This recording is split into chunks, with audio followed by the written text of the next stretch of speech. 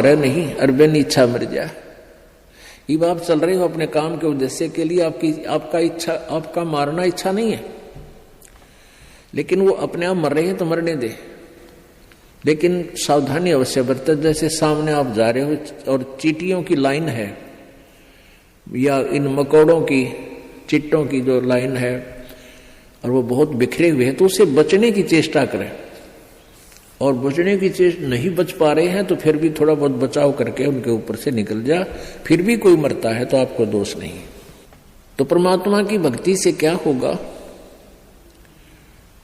कि आप जी के जो प्रतिदिन आपसे जो अनजाने में पाप हो रहे हैं, वो इन जाप करने से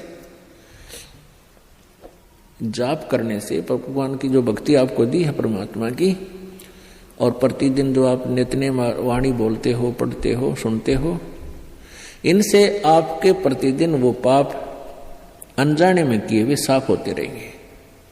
जैसे आप कपड़ा पहनते हो, कपड़ा प्रतिदिन मैला होता है, उसको साबुन और जल से धो लेते हो तो स्वच्छ हो जाता है।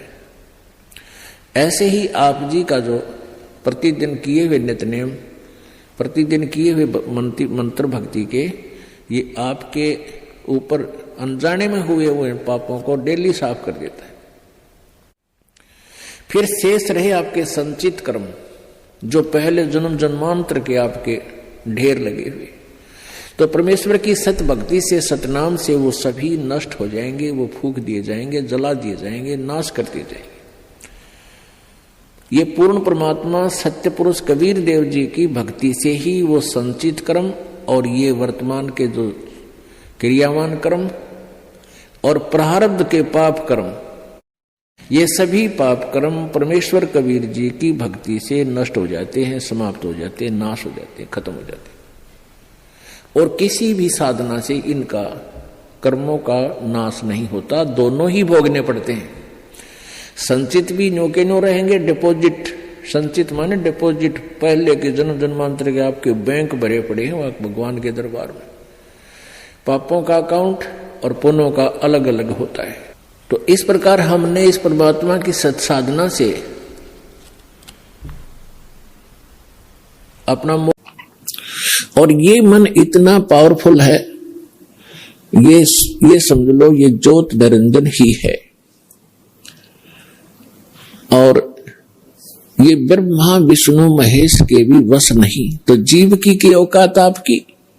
तो जब हम समर्थ की शरण में आते हैं, फिर इसका प्रभाव हमसे हट जाता है, और परमात्मा की भक्ति करने से आत्मा में शक्ति आती है, और फिर इस मन की वो बेमतलब की बकवादों को आत्मा रिजेक्ट कर देती है दृढ़ता के साथ।